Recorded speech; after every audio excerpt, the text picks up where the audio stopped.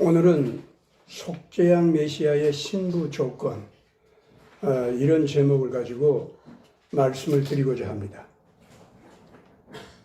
속죄양 메시아 신부 하면은 우리는 금방 마태복음 25장에 나오는 등불을 들고 있는 10처녀가 그 등잔에 기름을 채웠느냐 못 채웠느냐 이런 문제를 가지고 예수님한테 평가를 받게 되죠. 그래서 혼인잔치에 들어갈 사람들하고 들어가지 못할 사람들이 나뉘어지는 그런 기준이 나옵니다. 거기에서 보면은 그 기름이라고 하는 것이 성령을 정말로 자기 구원을 이룰 만큼 받았느냐, 그리고 자기 구원을 이루었으면은 각자가 예수님의 신부와 같은 자세로 해야 할 일이 있는데 그런 것을 제대로 할 수 있는 준비가 되어 있느냐. 예수님 안에서 구원받았다라고 하는 것과 예수님 앞에서 즉각적으로 자기 할 일이 있다고 하는 것이 동시적으로 거기서는 나옵니다. 그래서 구원받았으면 그 할 일을 해야 되는 거예요. 근데 그 할 일 내용이 뭐냐면 어둠을 밝히는 등불을 켜라는 거죠. 그리고 어둠을 밝히는 등불을 켤 때 기름이 올바른 기름이 들어가고 넉넉히 들어가고, 그래서 신랑이 그 밤중에 어느 시각에 오시든지 간에 언제든지 맞이할 수 있는 그런 준비를 갖추고 있으라. 그렇게 성경에는 그렇게 나와 있습니다. 거기서 예수님께서 이러한 그 마지막 시대 예수님이 다시 오시는 때에 성도들 내지는 교회 또는 인간의 문화 공동체, 이러한 것이 구원받은 자로서 예수님 앞에 자기 역할을 하는 것을 전반적으로 신랑이 오시는 것에 대해서 신부가 맞이하는 활동, 이렇게 비유적으로 설명을 하고 있습니다. 오늘 이 말씀을 토대로 해서 지금 이 말씀을 드리려고 하는 것이 예수께서 지금 다시 오시는 그 상황이요, 너무나도 뚜렷하게 증명이 되고 있습니다. 우리가 정말 깜짝 놀랄 정도로 예수님이 직접 오셔서 지금 정말 일을 하고 계시네, 이런 느낌을 안 가질 수가 없습니다. 그는 하나님의 생명을 구원하는 역사 쪽으로도 그렇고 동시에 그 생명을 구하는 역사를 회방하면서 악을 저지르는 인간들의 악 또한 그와 같이 아주 심각한 상태를 보이고 있는데, 심각하기 때문에 예수님이 직접 관여해서 직접 개입해서 이 역사를 이끌고 가는 증거가 지금 나타나고 있다, 그 말입니다. 이 첫머리에 제가 지금 현재 이 성경에서 말하는 그 원리를 조금 요약해서 하나하나 지금 얘기하고 있는데 여러분들께서 그걸 좀 잘 기억해 주시기 바랍니다. 예수님이 재림하실 때 재림하시는 모습을 보면은 계시록 14장부터 그게 나옵니다. 거기 보면은 재림하실 때 첫 번째 예수님의 나타나시는 이 현상은, 첫 번째 단계는 속죄양 모습으로 나옵니다. 다시 말해서 인간들을 위해서 희생해 주시면서 사랑을 실천하고, 그 사랑을 실천하되 도덕적인 또는 정의로운 원래의 하나님의 법도, 그것을 생명을 내 걸고 지키는 그런 그 복음의 역사, 지나간 2000년 동안에 예수님 이후에 그 복음의 역사 있죠.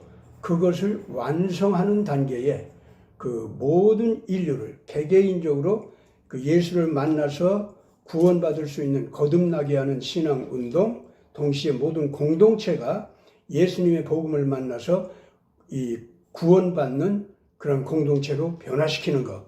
이제 주로 이것이 이제 그 첫 단계는 나타난다, 이렇게 되어 있습니다. 거기 보면은요, 예수님이 직접 나타나서 그런 복음 운동을 보통 사람들이 전개하던 그 선교 활동이라든가 목회 활동, 이런 수준에서는 상상할 수 없는 폭발적인 권능 있는 복음 운동이 벌어진다는 뜻으로 나옵니다. 14만 4천 명의 흰옷 입은 사람들의 등장하는 것도 보면은 다른 거 아닙니다. 14만 4천이라는 것은 전 지구촌을 다시 오시는 예수 그리스도를 이해시키고 그분 앞에서 마지막으로 구원받을 수 있는 신앙이 무엇인지를 설득력 있게 증거하는, 개개인에게 그것을 설득력 있게 증거하는 그런 능력 있는 일꾼들이 숫자가 완전하게 채워질 만큼 등장한다는 겁니다. 넉넉하게 모든 인류를 구원할 수 있는 마지막 세대에는 이제는 복음을 받지 못하는 나라도 없고 복음을 받지 못하는 문화도 없고, 뭐 방언이라는 말이 그런 뜻입니다. 그런 문화도 없고 복음을 받지 못하는 개개인 인간도 이제 없도록 이 마지막 세대는 하나님께서 그렇게 역사하신다는 겁니다. 여러분도 그래서 전 지구촌이 예수님 복음이 이제는 예수라는 이름 자체가 또는 성경이 이제는 모든 나라 언어로 다 번역이 돼서 터져 나가고 모든 나라의 그 전통 문화, 전례, 종교 또는 정치 이념 그 모든 것이 예수와 부딪히게 됩니다. 그 어떤 것은 회개하면서 고치고 어떤 것은 끝까지 반항하면서 괴롭히고 뭐 이런 게 있을 거 아닙니까? 그런 반응이 아주 확실하게 드러나도록 하는 그러한 복음 운동이 이 마지막 세대에는 전 지구적 규모로 그것이 벌어진다는 겁니다. 이것이 교회가 좀 타락을 해서 대음료로까지 이제 변했었기 때문에 그 교회를 가지고 이걸 못해요. 그래서 반드시 먼저 교회도 성경대로 큰 반성을 하면서 자기 자신을 고치는 회개 운동이 먼저 벌어집니다. 그걸 통해서 그런 일이 벌어진다. 이렇게 되어 있습니다. 여러분 요새 지금 보면은 바티칸 쪽에서 레오 14세 교황이 지금 나왔죠. 이 레오 14세가 교황이 지금 나온 다음에 엄청난 얘기가 굉장히 혁명적인 조치가 계속 취해지고 있는데 최근에 취해진 조치를 보니까 이게 나오더라고요. 바티칸에 파묻혀 있는 또는 은밀히 일부러 천주교가 감추어 왔던 어떤 문서가 있었다고 합니다.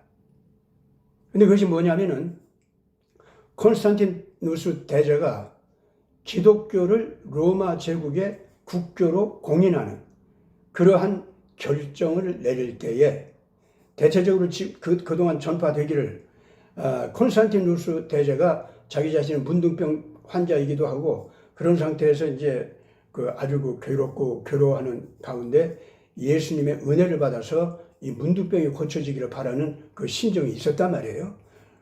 그런데 그런 것도 있고 또 자기 권력을 제대로 유지하는 마지막 큰 전쟁이 있었는데 그 전쟁에서도 꼭 이겨야 자기 황제 자리가 유지가 되는 거예요. 그래서 크리스찬들에게도 나를 위해서 기도해 주라. 그래서 너희들 신이 계시하는 것 그거를 통해서 내가 전쟁도 치르고 또 내 문둥병을 위해서 내가 기도도 할 것이다.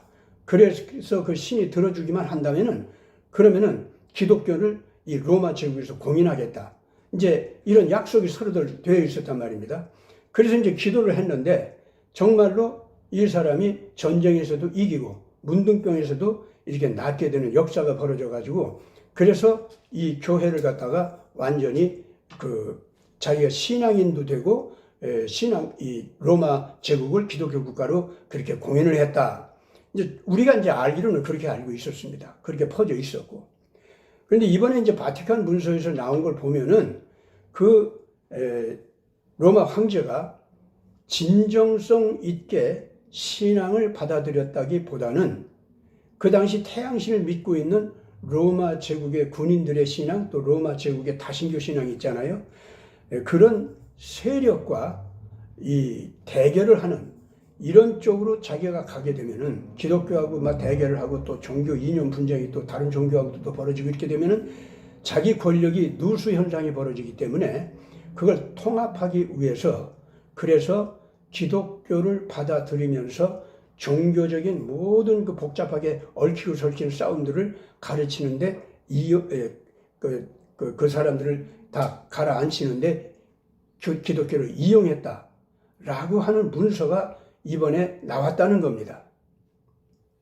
이래가지고 이 레오 14세가 우리는 실질적으로 로마 황제가 진정한 신앙이 있어서 기독교를 받아들였던 또 그 문서대로 옳지 못한 자세로 그 교회를 이용하려고 했던, 어쨌든 간에 역사적으로 감춰야 할 것이 따로 있고 감추지 말아야 할 것이 있다.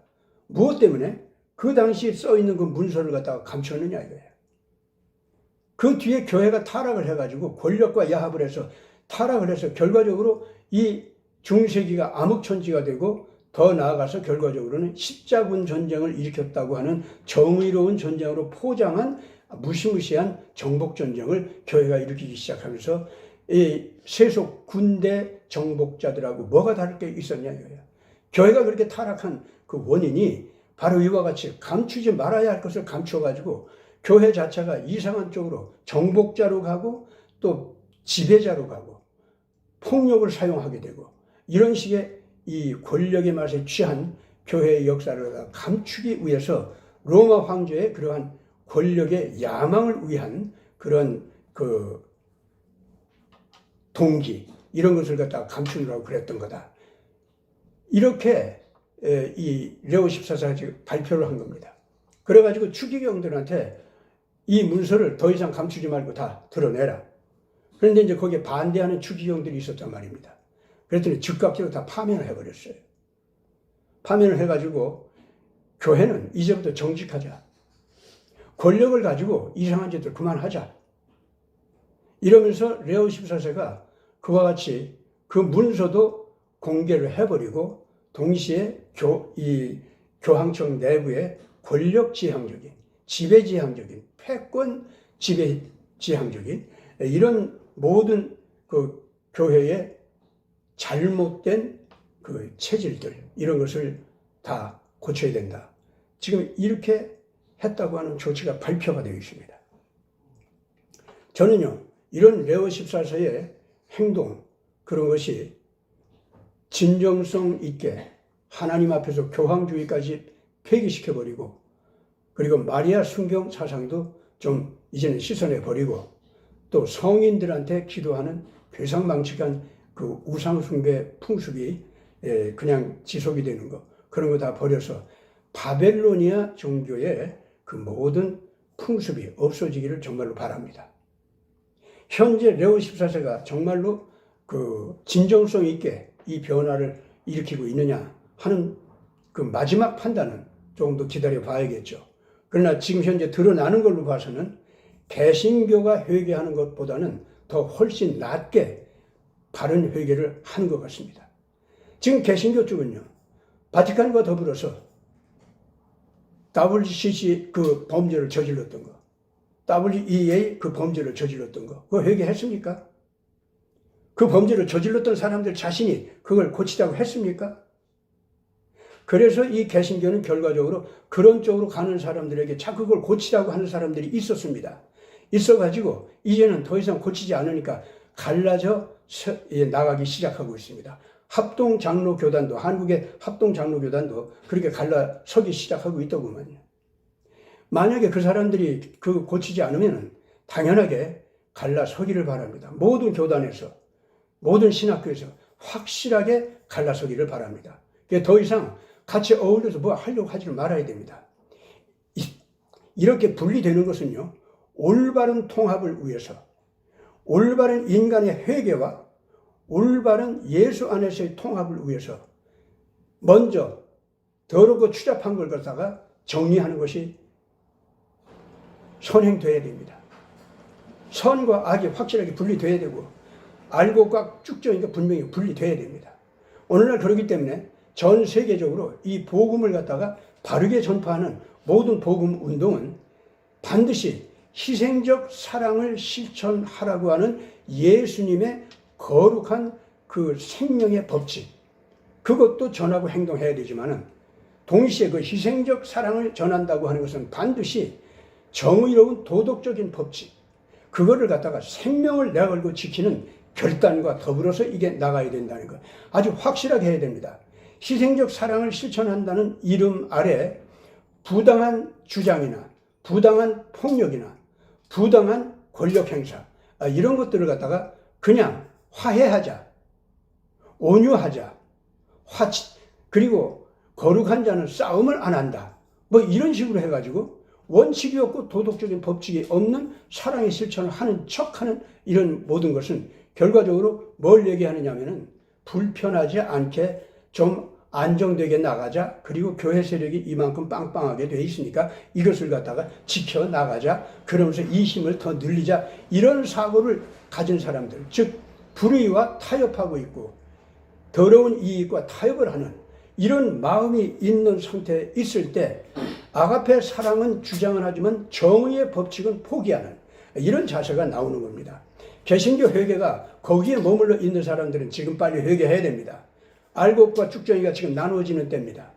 지금 선악을 확실하게 나누고 알곡과 쭉정이를 나누고 망할 자들과 영원히 승리할 자를 갖다가 나누는 역사가 지금 실질적으로 모든 교회 내에서 그리고 모든 인간의 가슴에서 그리고 모든 국가와 문화 체제 안에서 지금 이 거대한 싸움이 벌어지고 있고 이것이 지금 현재 갈라지고 있습니다.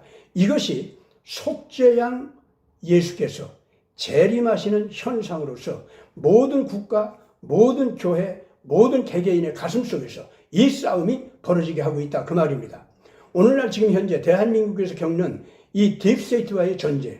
그래서 그 좌우 금수저들, 이 사람들이 친중국, 친북한 나가면서 이 국가 통치권을 이상하게 지금 현재 비틀려가지고 정상적 정치를 못하게 하는 이런 현상. 이 전체가 뭐냐면은 이 민족을, 이 국가를 지금 바르지 않은 쪽으로 정의를 포기하는 쪽으로 가게 하는 이 악한 역사가 지금 일어나고 있는 증거입니다.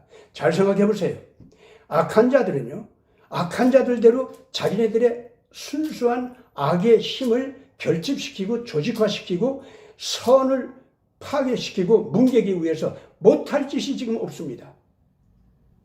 그러면서 이 성경대로 나가지 않은 사람들, 아가페 사랑의 원칙을 지키지 않은 사람들, 도덕적인 원칙을 목숨을 걸고 지키지 않은 사람들을 다 학살하고 가두고 죽이고 이렇게 하려고 작정하고 얘네들은 지금 나서고 있습니다. 악한 편도 선을 완전히 죽이자는 거예요. 지금 그런 싸움이 벌어지고 있습니다. 그런데 그 악한 자들은 지금 가짜 평화를 얘기하고 있죠. 우리는 모든 것을 포용하자. 다양성을 인정하자. 그리고 상하 계급 차별 없이 평등하자. 우리는 그걸 주장하지 않냐. 창조주 하나님, 속죄양 예수요. 그걸 갖다 주장하는 저 사람들은 성경만이 진리다 라고 하면서 어디까지나 창조주 하나님의 절대 주권, 그 앞에 모든 인간들이 복종하라고 하지 않냐. 그럼 인간의 자유는 어디 가냐. 이런 것을 그 사람들은 지금 부르짖고 있습니다. 여러분 지금 현재 한국에서 바벨론 프로젝트라고 하는 것이 지금 등장했습니다. 이 사람들 보니까 요새 한국이 전 세계에서 가장 평화를 바르게 실천하는 국가다. 한국이 전 세계에서 상생을 하는 운동을 제대로 벌리는 그러한 철학을 가지고 있는 국가다. 한국이 유럽의 식민 제국주의와 달리 온 나라들과 더불어서 가난한 자들과 그리고 남에게 늘 능력이 없어서 뒤떨어지는 나라들과 더불어서 형제애를 맡고 그 사람들이 그 잘 자라날 수 있도록 도와주면서 함께 잘 살아가자 이렇게 하고 있으니 한국은 남을 정복하고 지배하는 그런 방법이 아니라 도와주고 사랑해주고 키워주면서 형제 관계를 맺음으로써 코리아 연방 소리까지 듣고 있지 않냐. 그렇기 때문에 한국은 과거 서구 제국이 식민 제국주의를 통해서 모든 세계를 정복하려고 했던 그런 것과 달리 한국은 평화지향, 상생지향, 그래가지고 모든 사람들을 함께 그 사랑을 하면서 통합을 하자고 하는 이런 쪽으로 가는 아주 대표적인 그러한 국가다. 이 한국을 중심으로 해서 우리가 전 인류와 통합하자. 이게 바벨론 프로젝트예요, 지금 현재. 근데 그걸 왜 바벨론 프로젝트가 바벨탑 프로젝트로 지금 그 얘기가 나오고 있는데 왜 바벨탑이 이 사람들이 이렇게 그 강조하고 나오는 줄 압니까? 원래 홍수 이후에 인간들이 범죄가 많아져 가지고 바벨탑을 세운 다음에 하나님께서 다 흩어버렸지 않습니까? 그 하나님의 독재권이래요, 그게. 그래가지고 그때부터 바벨탑에서 흩어진 다음에 인류가 그 하나님과 대항하는 평화운동, 인간들끼리의 통합운동, 그걸 갖다가 하기 위해서 그때부터 그 아주 모든 엘리트들이 여기저기로 흩어지긴 하지만은 결과적으로 우리가 어디로 모여서 그 바벨탑 운동을, 그래서 인류를 통합하는 운동을, 그래서 독재적으로 인간을 갖다 노예화하려고 하는 저 신의 폭력, 거기에 대항하는 운동을 우리가 함께 반드시 다시 모여서 행하자. 이런 걸 갖다가 약속을 했답니다. 그 바벨탑 무너질 때. 그래가지고 그네들끼리 서로들 언어는 막 흩어지고 막 그러는데, 그런 상황에서 그런 식의 언어가 흩어진 상태 속에서 다시 모이자 하는 그 약속을 갖다가 언어가 달라진 상태 속에서 그 서로 의사를 통해 가지고 여러 가지 문서, 언어 이런 또는 이제 그 석판 이런 거에다가 기록을 해 놨다는 겁니다. 그래가지고 세대에서 세대로 갈수록 바벨탑 통합 운동을 다시 시작할 수 있도록 하는 이런 운동을 갖다 성공적으로 벌일 수 있도록 하자는 거죠. 그게 지금 바벨탑 프로젝트예요. 근데 요새 와서 전 세계적인 고고학자들, 역사학자들, 그리고 성경학자들, 근데 주로 그 사람들은 성경대로의 신앙을 안 가진 사람들이죠. 그러면서 이스라엘의 신앙, 유대인들의 그 신앙, 성경, 이것이 옳다 하고 새로 모이는 사람들 있잖아요. 이런 사람들과 반대로 성경은 끝까지 옳지 못한 것. 이제는 신화라고 하는 말은 설득력이 없으니까 이제 그런 말을 슬슬 들어가고 있어요. 들어가면서 이 성경이 그렇게 유치한 책은 아니다. 근데 성경 자체 속에도 바벨탑을 통해서 인류를 통합시키려고 했던 그 위대한 운동, 평화운동, 그걸 갖다가 실현하려고 하는 그 지도자들이 전 세계로 흩어져서 결국은 동방 땅, 한반도로 모여서 다시 그런 그 나라를 이루게 된다고 하는 거. 그렇게 되면 인류의 그 시대가 아주 완전히 변화하게 된다는 겁니다. 이제까지 있었던 세계는 없어지고 완전히 이제 새로운 그 창조주 하나님의 폭력으로부터 해방된 인간들끼리의 평화로운 새 시대로 들어간다는 겁니다. 거기에서 이런 주장 저런 주장이 나와도 그걸 갖다가 뭐라고 하지 않고 서로들 주장하게 하면서 동시에 그것이 잘 통합을 하고 타협을 하고 그래가지고 끊임없이 정반합 이런 식으로 다 자꾸 발전되어 나가는 이런 식의 새로운 그 인간들끼리의 평화운동이 전개되는 그런 때가 온다. 그것이 바로 한반도에서 이루어지도록 그 고고학적인 발굴물 그 유물을 보면 그런 게 다 나와 있다는 거예요. 여러분 그런 소리가 그동안 전혀 없었거든요. 근데 이것이 지금 현재 이 팬데믹 독재 있지 않습니까? 코로나 팬데믹. 그 직후부터 지금 마구 쏟아져 나오는 거예요. 그래가지고 이 성경을 반대하고 예수를 증오하고 여호와 하나님을 모독적으로 바라보는 이 딥스테이트 세력, 얘네들 중심으로다가 지금 전 세계 연구소 유명한 학자들이 동원돼 가지고 지금 한국에서 바벨탑 프로젝트라고 하는 걸 이제 터뜨리면서 한국이 본부가 돼야 된다. 이래 가면서 지금 현재 나오고 있습니다. 이것들이 지금 현재 무슨 방법을 써서라도 한국 통치권은 자기들이 잡아야 하기 때문에 미국에서 트럼프를 그 20년 대선에서 밀어냈었지 않습니까? 그와 같이 한국에서도 윤석열 밀어내고 지금 이재명이 등장할 수 있도록 이런 짓을 아주 어거지로 급속하게 벌리면서 결과적으로 지금 바벨탑 프로젝트라고 하는 것을 한국을 통해서 이제 내민다. 그래서 한국이 전 세계를 평화롭게 끌고 갈 수 있는 지도국가가 되게 하겠다. 트럼프 저거 웃기는 거야. 이런 식의 운동을 지금 하겠다고 나선 겁니다. 지금 한국이 그런 유혹 내지는 그런 협박 이런 것을 지금 받기 시작하고 있습니다. 그렇기 때문에 지금 현재 오늘 이 시간에는 예수 그리스도의 그 속죄양 예수 그리스도의 인간 구원의 은총 그 복음을 전파하는 데 있어서 이제 정말 마지막 시대입니다.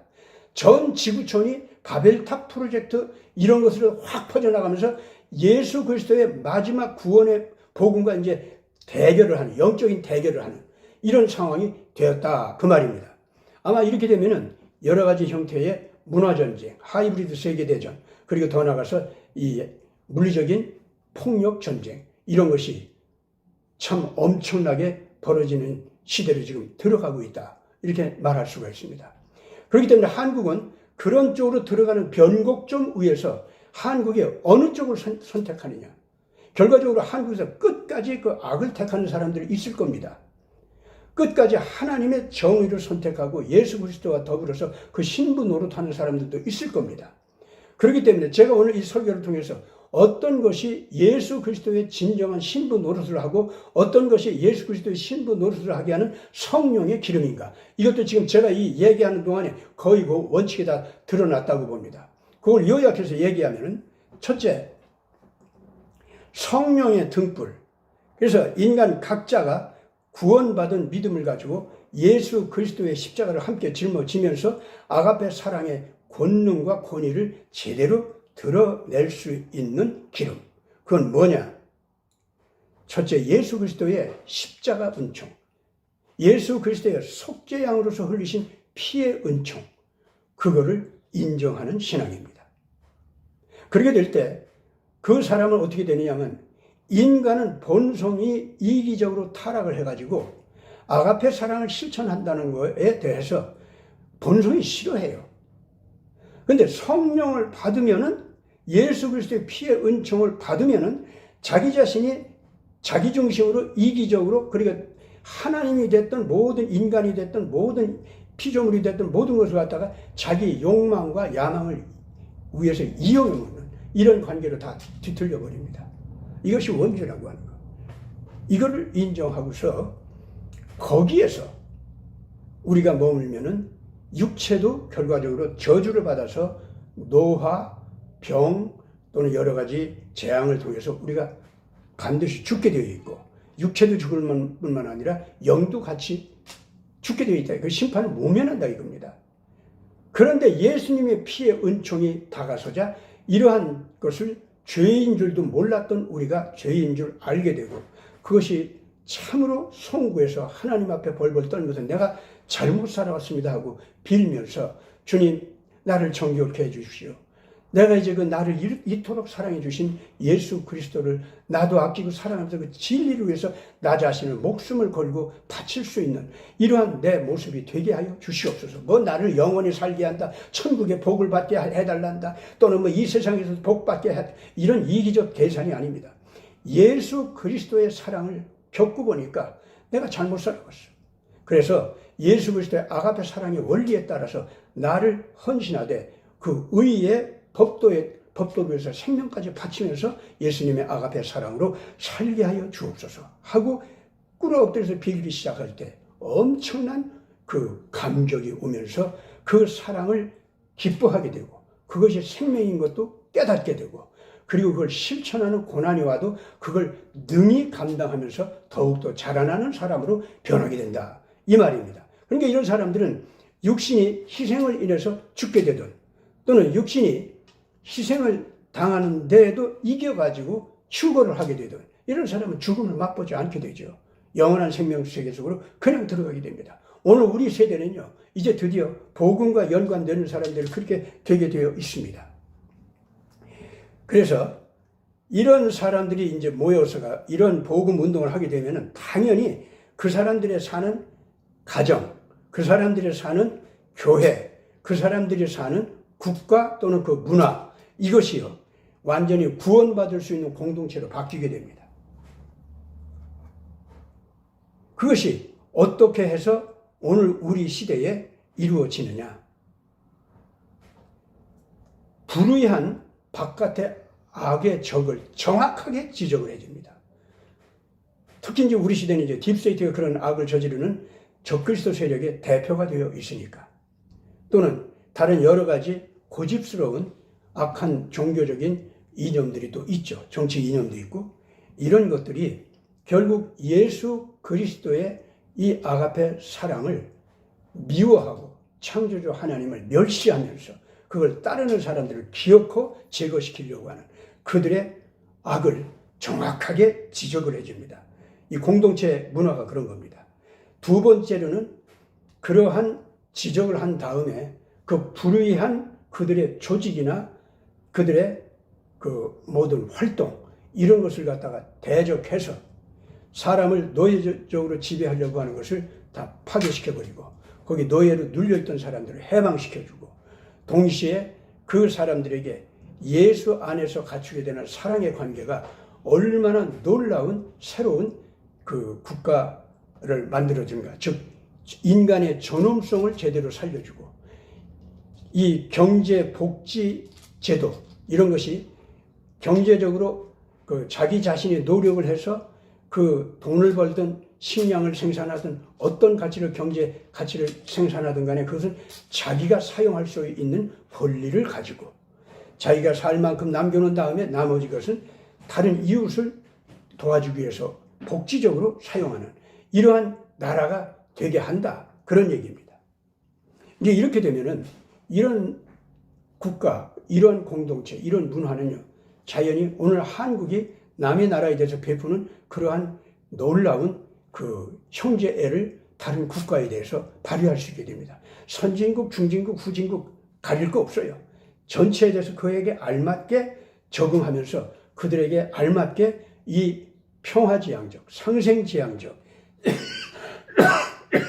자유지향적 이 은혜를 형제애를 통해서 전해줍니다. 그래가지고 나가는데 반드시 그것은 예수의 가르침 때문에 이렇게 됐다. 이렇게 되는 거죠. 무슨 바벨론 프로젝트입니까? 바벨탑 프로젝트, 그건 정반대가 되는 거고. 그리고 이제까지 식민 제국주의를 했던 그 유럽의 잘못된 교회죠. 그것도 잘못이에요.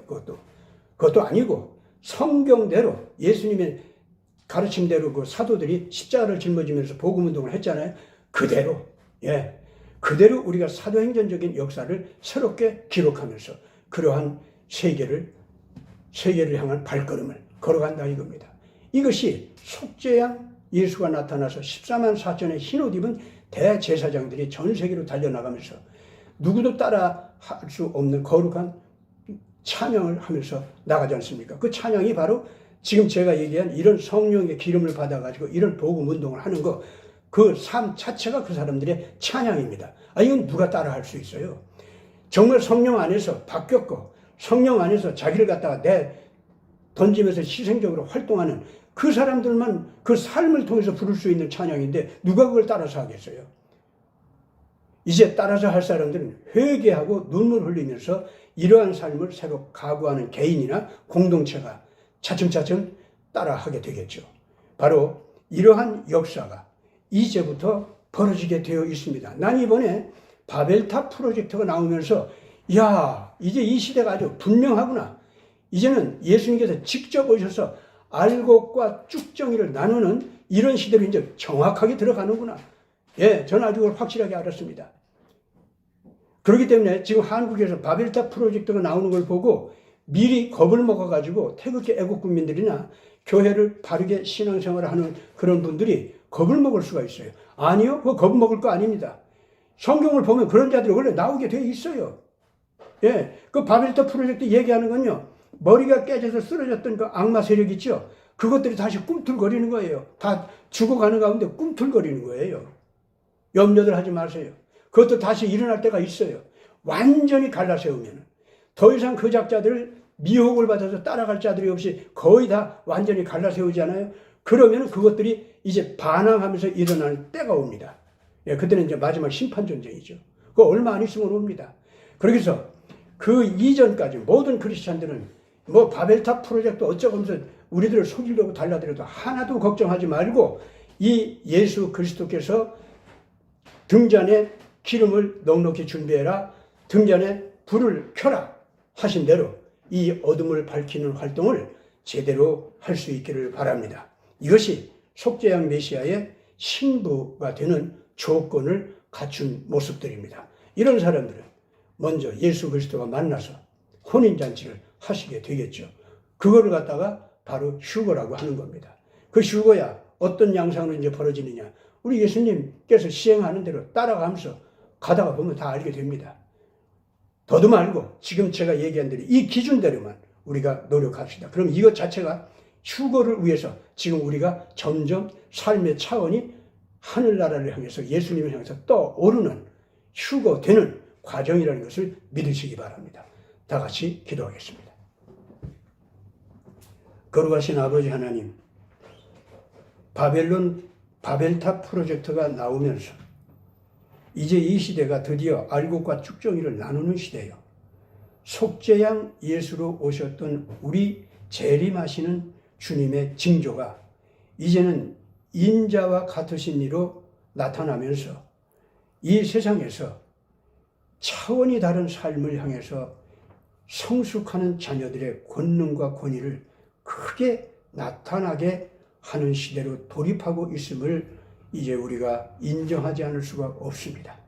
아버지 하나님 간구하오니 속죄양 메시아 14만 4천의 흰옷 입은 대제사장들의 합창소리 우리 이거 완전하게 행할 수 있게 하여 주옵소서.